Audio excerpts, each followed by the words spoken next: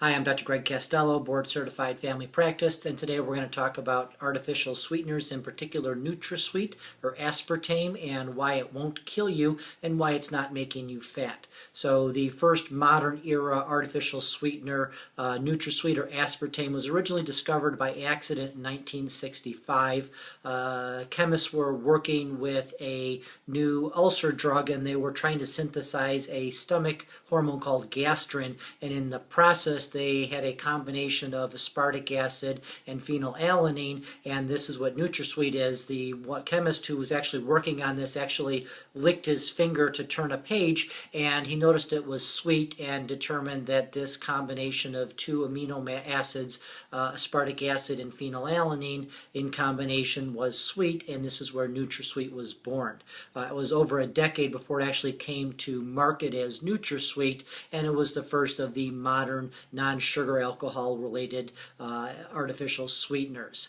The first controversy over this was that it causes cancer because saccharin came out, and there was some information that saccharin caused cancer, and this was in very, very large quantities given to rats. But this carried over to Nutrasweet. Other considerations of seizures and other things related to Nutrasweet were also discussed, and the FDA looked at this and said it was nonsense and that it was okay, and in fact said that you could take a certain quantity of Nutrasweet with absolutely no concern, and you'd have to drink 21 diet drinks a day to have what the FDA said was a acceptable level of Nutrasweet.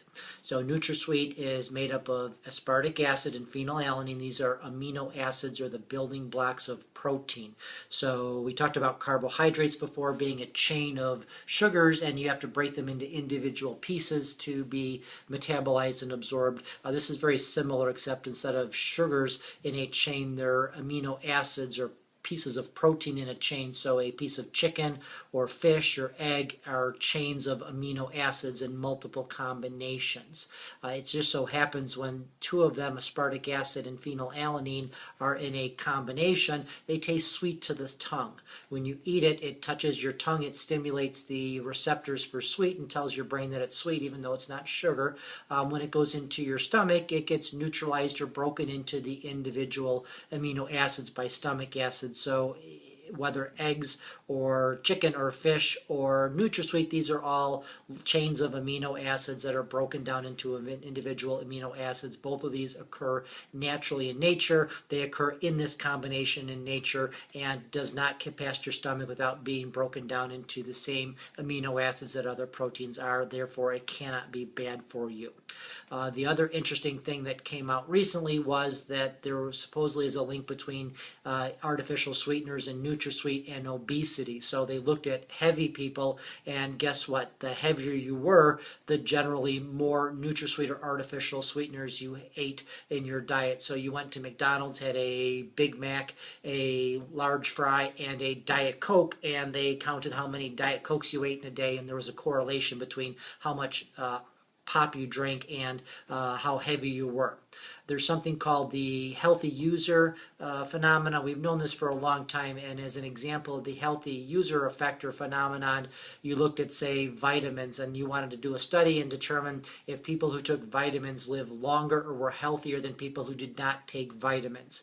It turns out that the people who take vitamins are what are called healthy users. They're taking vitamins because they lead a healthy lifestyle. They do many other things as a healthy user. They probably exercise. They have a better diet. So if you looked at 1,000 people who took vitamins and compared them to 1,000 people who didn't take vitamins, the people who took vitamins would live longer and have less disease, probably not specifically because of the vitamin, but because they're called healthy users.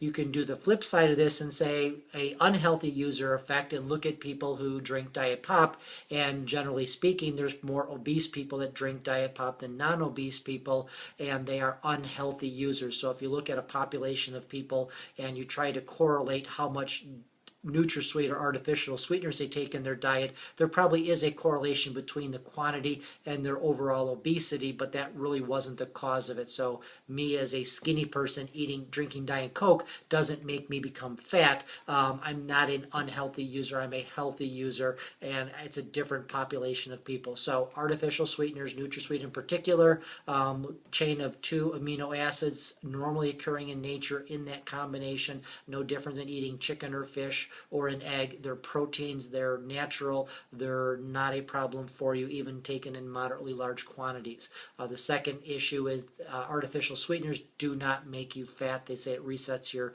appetite sensors, and I believe it's more the unhealthy user effect that is the cause of this.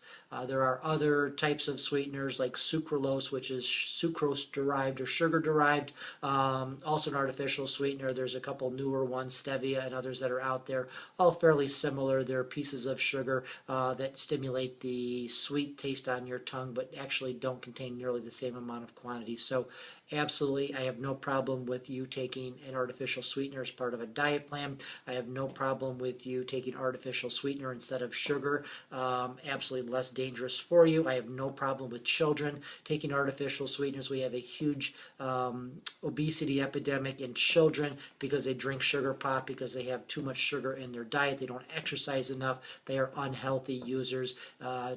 If they have to drink pop, give them a diet pop instead of a regular pop. Dr. Greg Castello, thanks.